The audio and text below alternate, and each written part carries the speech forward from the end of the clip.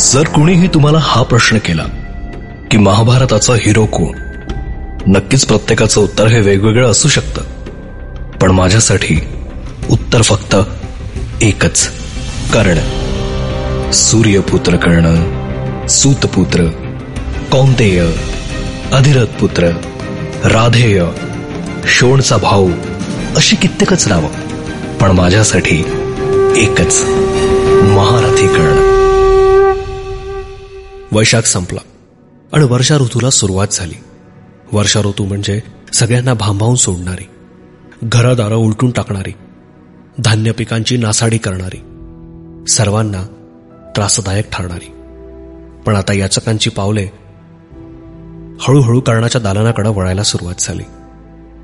तुम्ही ऐकत आहात महारथी कर्ण आणि मी आहे अनुराग. वर्षा ऋतूमुळे सगळीकडे धावपळ माजली, घरे पडायला लागली, धनधान्य संपुष्टात आलं. पण याचकांना आता फक्त एकच दालन उघडं होतं आणि ते म्हणजे कर्णाचं. दिग्विजयाची मोहीम जेव्हा सुरू झाली होती तेव्हा अनेक राज्य कर्णानं जिंकली. त्या राज्यात, त्या देशात सोने, हिरे, माणिक, धनधान्य, रेशमी, तलम, मोठी वस्त्र हे सर्व काही कर्णाला बहाल करून देण्यात आलेलं होतं.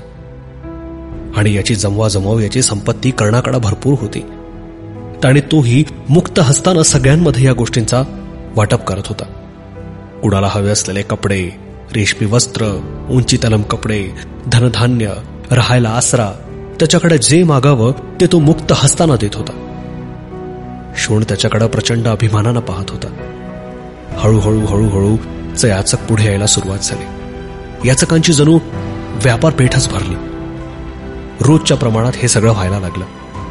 कर्ण, अश्वत्थामन आणि शोण ही तीनही वर्षा ऋतूला झालेल्या सुरुवातीपासूनच या कामाला लागली होती. पण एक वेगळाच प्रकार या सगळ्यांमध्ये घडला. एका दिवशीची व्यापारपेठ हळूहळू संपायला लागली. व्यापारपेठ कसली? याचकांचीच गर्दी ती.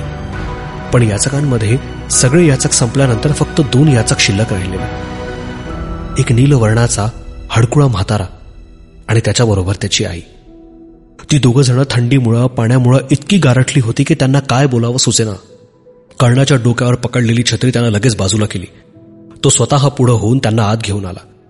त्यांना प्रेमानं म्हणाला, बाबा, काय हवंय तुम्हाला?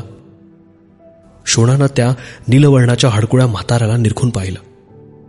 संपूर्ण हस्तिनापुरात यदुवंश यादवराज श्रीकृष्ण आणि युवराज अर्जुन सोडले तर कोणीही नीलवर्णाचा नव्हता. मग हा नीलवर्णाचा म्हातारा कसा काय? त्याच्याकडे काय मागावं किंवा तो काय मागणार या पेचात शोण पडला होता. तो म्हातारा म्हणाला, मला काहीच नकोय, मी गारठलोय. अंगराजा, फक्त मला सुकी लाकडं कुठून तरी दे. सुकी लाकडं म्हणताच कर्णाच्या डोक्यात लख्ख प्रकाश पडला. या वर्षा ऋतूत सगळं ओलचिंब झालं असणारा सुकी लाकडं येणार कुठून? अटोतटीचे प्रयत्न झाले. शेवटी त्याला एक युक्ती सुचली. त्यानं हातात असलेले मोती बाजूला सारून लगेच धावत तो आपल्या शामियानाकडे गेला. दालनातून लगेच परत आला. त्याच्या हातात पूर्ण लाकडांची मोळी बघून सर्वांना आश्चर्याचा धक्काच बसला.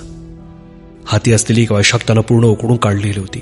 त्याला चांगली तराजून त्याच्या आजूबाजूला असणारे जितके काप होते तेही त्यानं काढून चांगले तासून घेतलेले होते आणि त्याची लगेच मोळी करून पटकन तो घेऊनही आला होता. त्या नीलवर्णाच्या हडकुळ्या म्हाताराच्या हातात त्यानं ती मोळी टिकवली आणि म्हणाला, बाबा, आता तुमची थंडी जाईल असं गृहीत धरतो.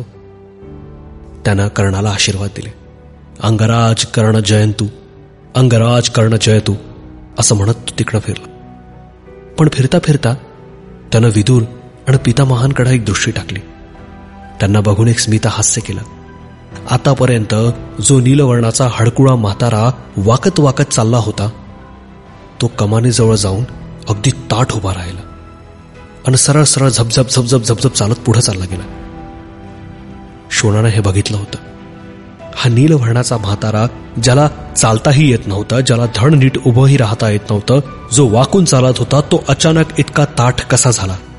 हा कदाचित साक्षात श्रीकृष्ण तर नव्हता, पण याचा एक मोठा पेच शोणाच्या मनात फिरत होता. महारथी कर्ण.